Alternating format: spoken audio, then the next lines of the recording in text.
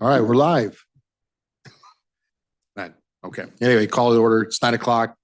If you could have your cell phones turned off or muted, let me make sure.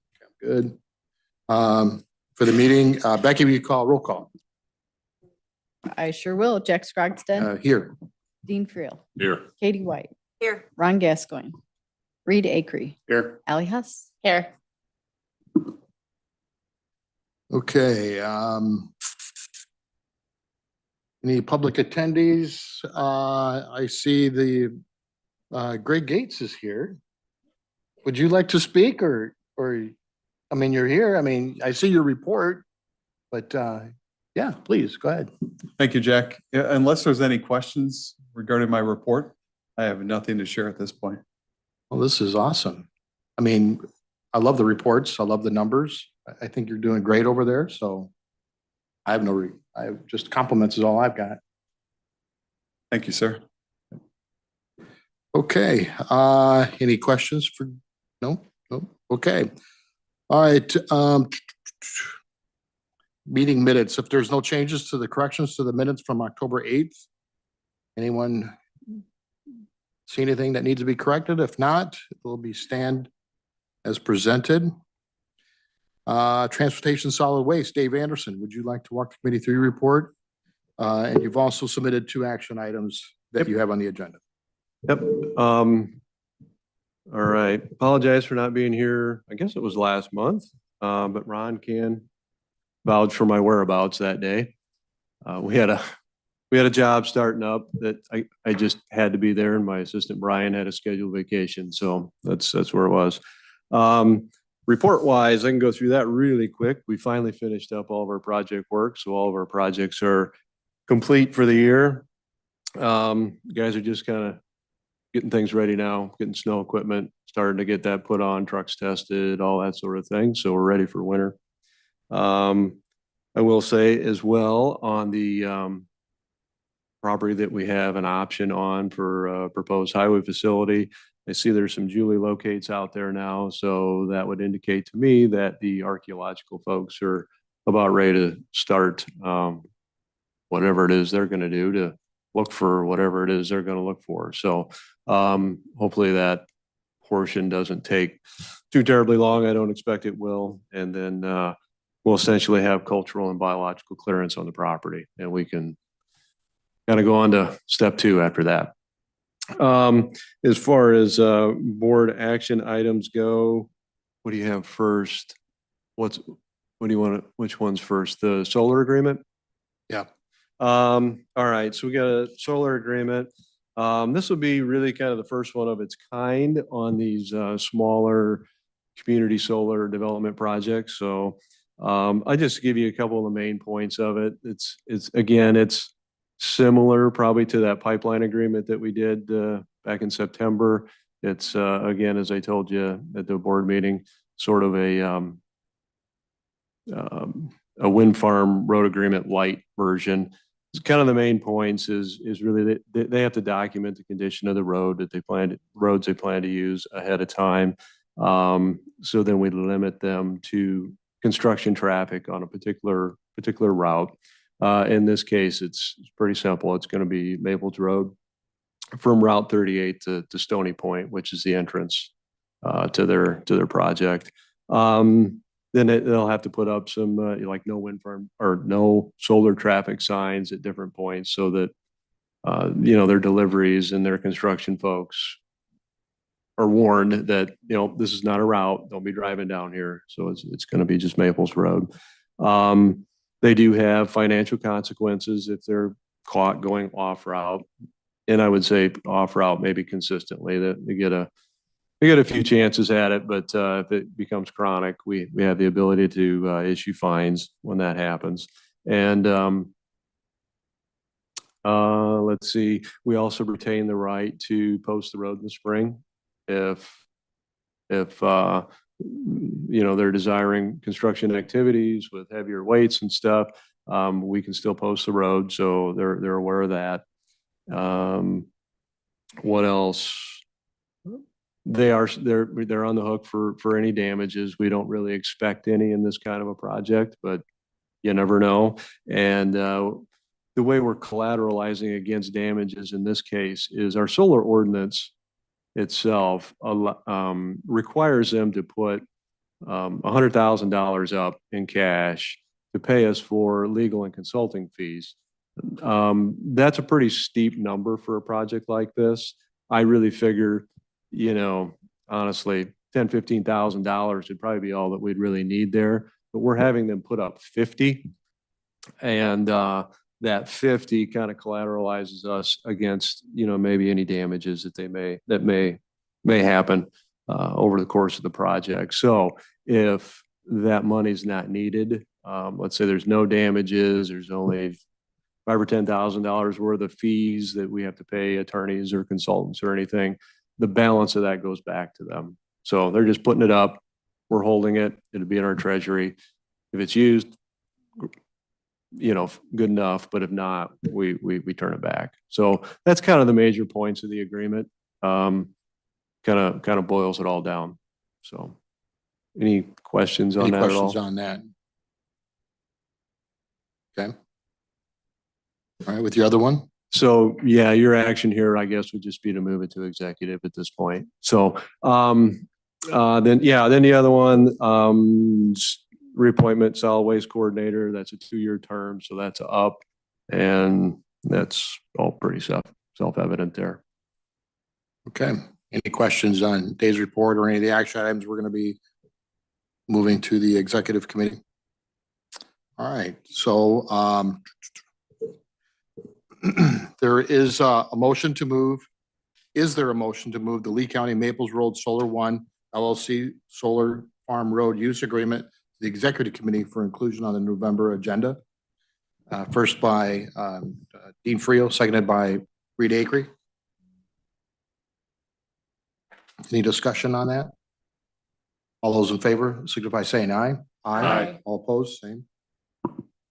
All right, is there a motion to move the resolution reappointing the solid waste coordinator to the executive committee for the inclusion on the November County Board agenda? First by Ally Huss, seconded by Katie White. Any discussion on that? No discussion. All those in favor signify by saying aye. Aye. All opposed, same. Motion carried. All right, thank you. One thing I should add on Go the ahead. solid waste is we did close the electronics. Oh, yes. Now that we hit November, so that's closed. We're about ready we got like just enough for an entire semi load, so that'll be Awesome. getting shipped off probably later this week. Had a couple phone calls asking if you were still open yet. And no problem. All right. I'm gonna start gathering up my stuff again for next year. So, all right. Anything else? Okay. Jennifer is not here from the assessor's office or Sammy, but both of their reports are in the packet. Next is County Board, Jeremy. Okay. We're waiting for Jeremy to come back. Do you got anything to say, Jeremy?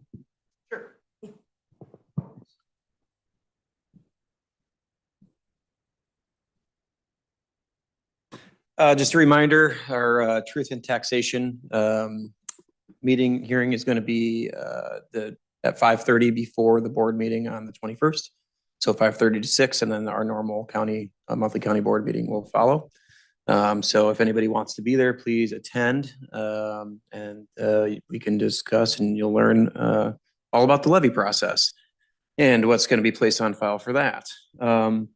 Quick update on the our broadband breakthrough program. I've met now with just recently with 4 different broadband providers, ISPs, that are planning on applying for and have already been pre-approved for the BEAD application process, which is the significant amount of financial resources that is going to be invested into broadband infrastructure throughout the state. And 4 ISPs have reached out and they want to participate and be a part of the county's an application for the county. So working through that process, essentially it's going to be a little bit of puzzle pieces together, making sure that we're partnering with the right entities that are going to impact the most significant amount of our constituents. And the 4 that have identified working with us are, I think we're going to have some success with. So, I think Ally could be appreciative with all the time she spent in that with me and the rest of that focus group. Hoping to see something come to fruition with that. So very excited about it. Yes, like to get that thing going as soon as we can if possible. But sometimes things don't go as fast as we like, but That's right. regardless. Also to note, we are working on another iteration of our RAISE planning grant.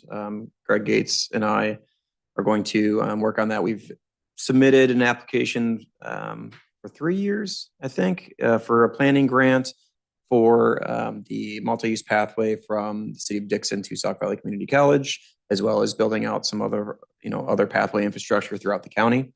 About 2 months ago, we met with some representatives from the feds, and they kind of give us a breakdown of where we've been at with our past application and what to improve on.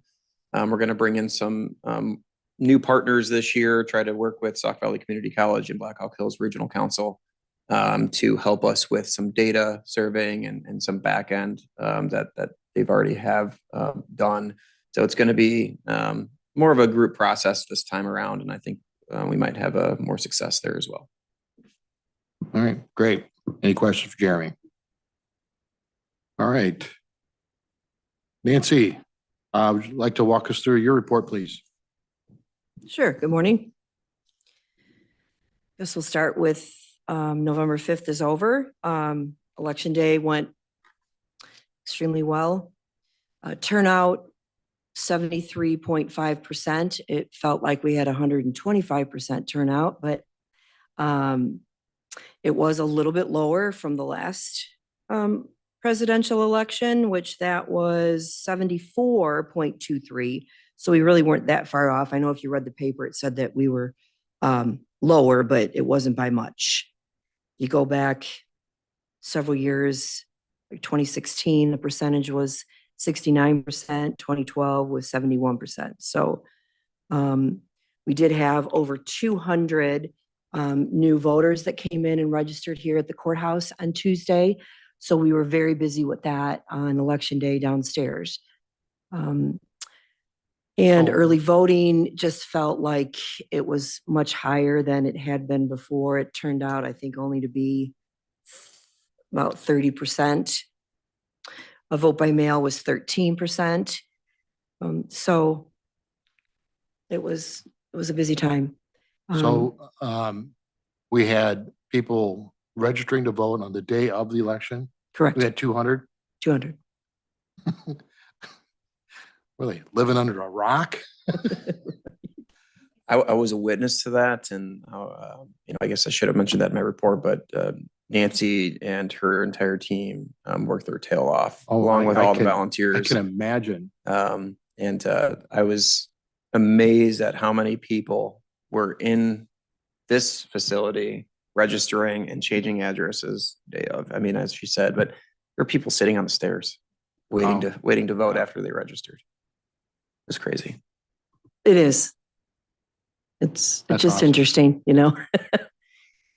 I try to let you know ahead of time, like a question I might have, but you sent out, so many people requested mail-in ballots, and you gave a number one time, but then you have so many turned in. Do you know just off the top of your head, how many of those actually came in that requested the mail-in, or? Well, let's see. We did have, as of election day, 2,138 vote by mail ballots that were cast. Right. Okay. My guesstimation, there's probably 500 still left in the box. Okay. And that's a number of different things. Either they mail their ballot too late. Right. A ton of people, believe it or not, request that vote by mail ballot, and then they decide they want to walk in and vote. Right. And they did they bring in that? Did a lot of those people bring in that mail-in? A lot of them don't. A lot Yeah. of them don't. So Yeah. that They they're don't turned choose. away because you have to That's right. surrender that vote by mail ballot to be able to walk in and vote. Yeah. And Hopefully they learned. right. You know, we So- try to educate them with that. Sure. Again, like you Yeah. said, there was a lot of education also going on with early voting of people. Hey, did you get that postcard? You know, Right. and 3/4 of them say, well, sure, I threw it in the garbage. Yeah. You know, and we were trying to educate them as much as we could with the massive steady flow of people that we had coming in here for early voting. And, you know, a key point that we tried to stress with a lot of the people with early voting is, oh, I'm here, I'll wait in line. You know, again, we have 2 people at the counter that are waiting on early voting. There was continuously a line of 10 to 12 people every day. And we tried to educate them that if you go to your polling location on election day, you have a number of people that are waiting on you.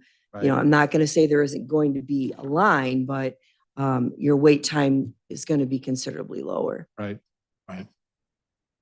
And all that, you know, again, as you know, Jack, being an election judge, all that stuff, everything has to go out to the polling locations. And there actually has to be pre-printed ballots that go to the polling locations. So if those people ended up early voting or they vote by mail, like I said, that's garbage. Right. It's Yeah, money that was It's a waste. spent, It's a waste. taxpayers, yep, Yep. of the paper, the ink is astronomical. I mean, we went through ink like we never went through before, ever, in the printers we had in the election department. Yeah, if you kind of knew ahead of time how many people would vote early, you know, you could, you know, but then you don't want to run out of ballots at each of the polling places either, Absolutely. you know. Absolutely, because you just never know. You have to make sure you have plenty of ballots in each polling location on election day. Yeah, so, you know, the great news is we're rolling right into the next election. So today was the first day to file petitions Yeah. for the consolidated, I which saw is, the line down there already. Yep. So, which is there you April. go. Yeah. So that started today. And, you know, again, there's still all the behind the scenes stuff that they're still working on from the November 5th election. You know, just a shout out to all the girls I have in place and the exceptional job that Big time. that they have done for my department.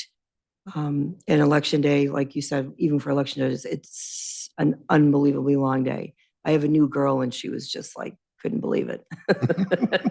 You know, and then of course everyone's like, oh, so you get to take the next couple days off, right? No. No, you. We're here processing behind the scenes, but then also, like you said, my offices are, you know, open. So Right. yeah, it's a rough couple of days, but they all like got through that.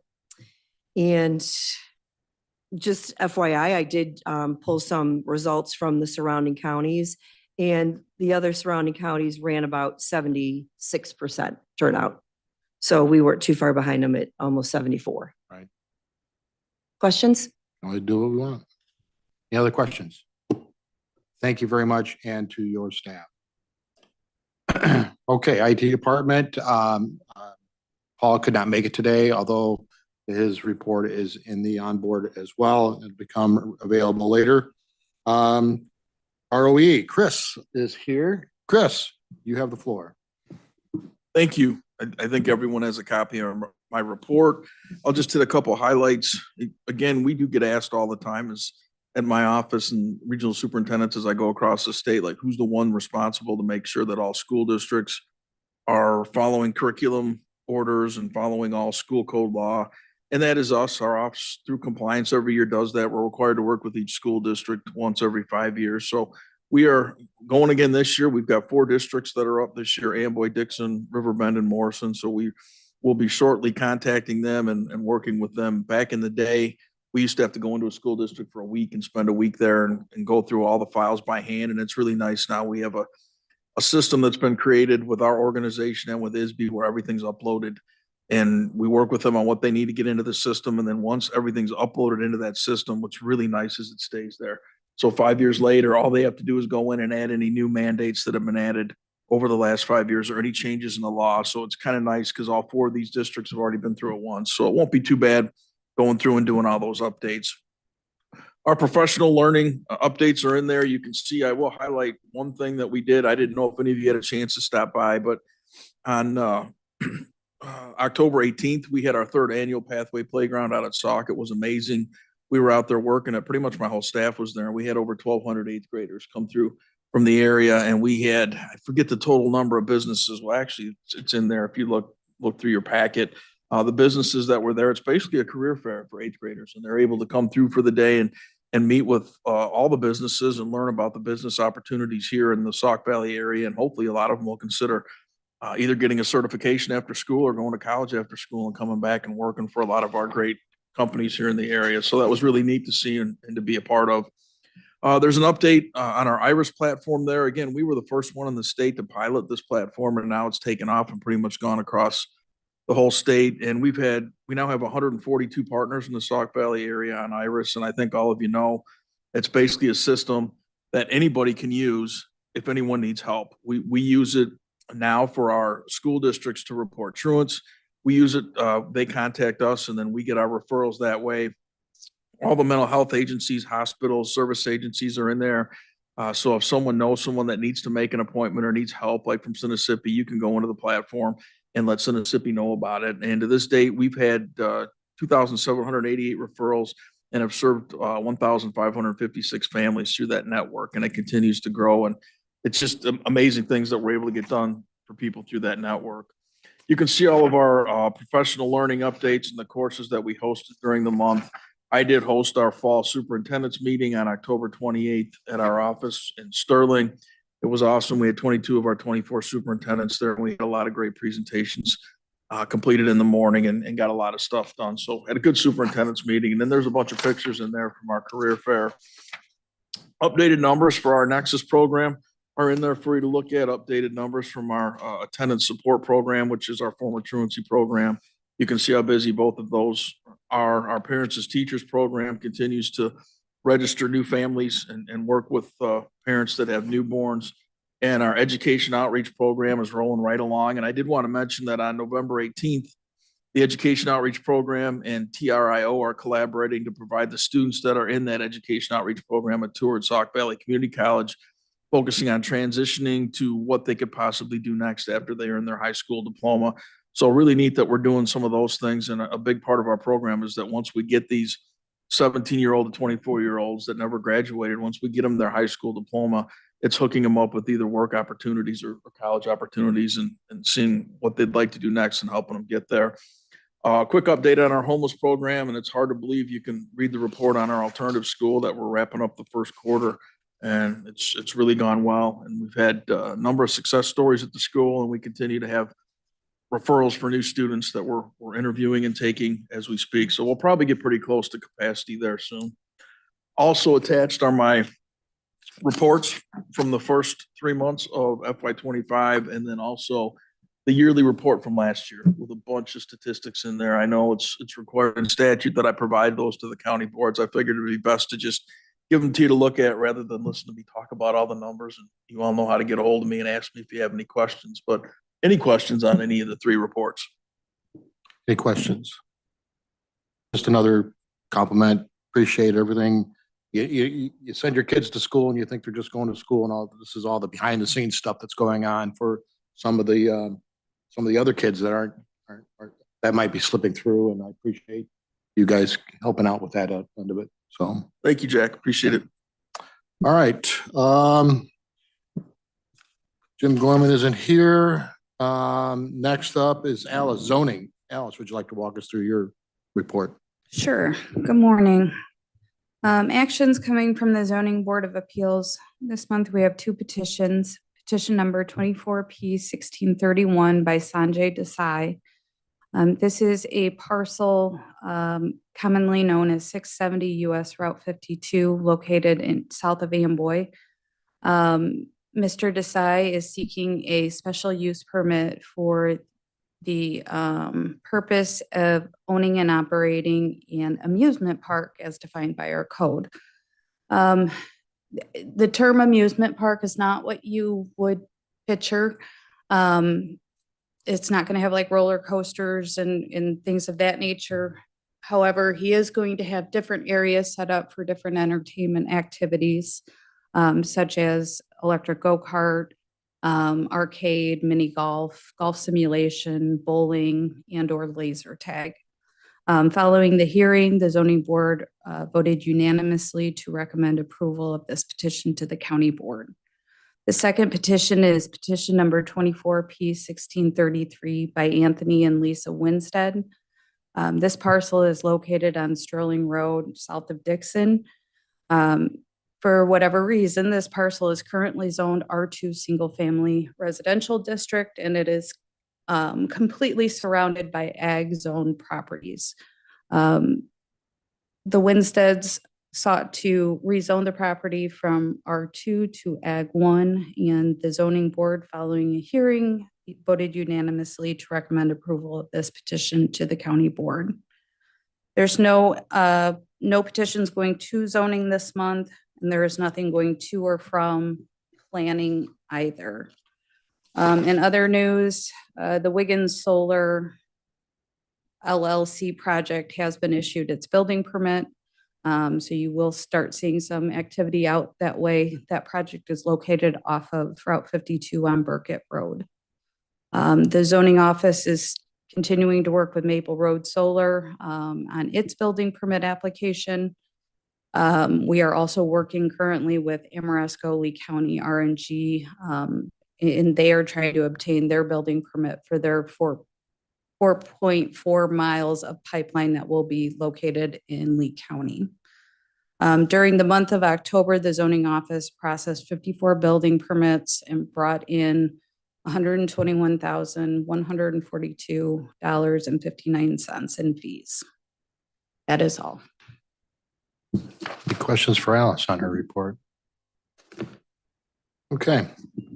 All right, so there's no petitions going to the zoning board of appeals, but there are 2 petitions coming from the zoning board of appeals.